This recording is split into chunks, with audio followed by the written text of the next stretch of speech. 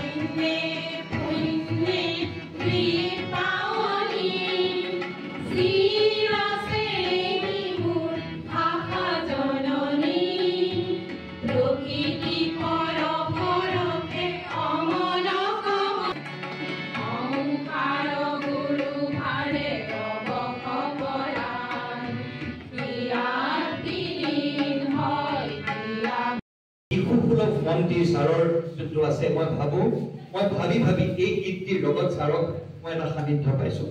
আমি একেলগে মিলি গাওঁ আহক এই গীতটি, যিহেতুকে তেওঁৰ আজি জন্মদিনৰ শুভেচ্ছা শুভকামনা জনাই চবে জানে এই গীতটি।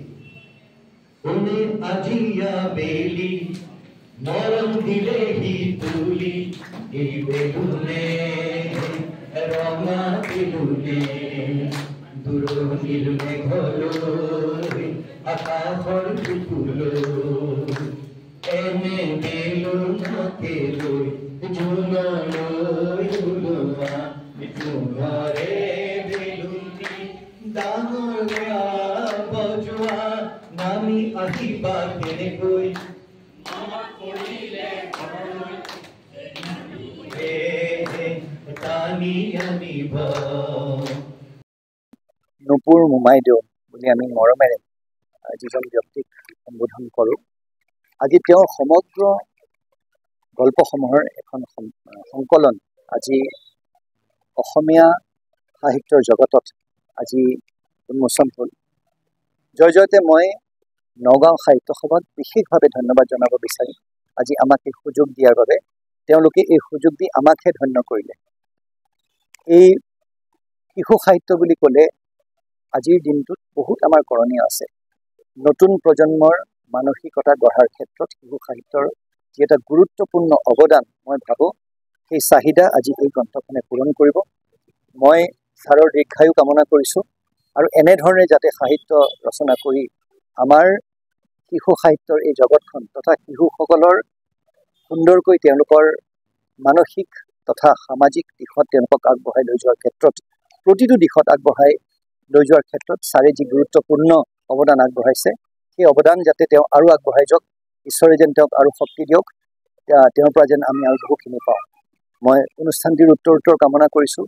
সাহিত্য সভাক মই মোৰ আন্তৰিক ধন্যবাদ জনাইছোঁ আৰু এই যোনখন গ্ৰন্থ, সেই গ্ৰন্থখন মই আশা কৰিছোঁ যাতে শিশু সাহিত্যৰ জগতত এটা আলোড়নৰ সৃষ্টি কৰিব।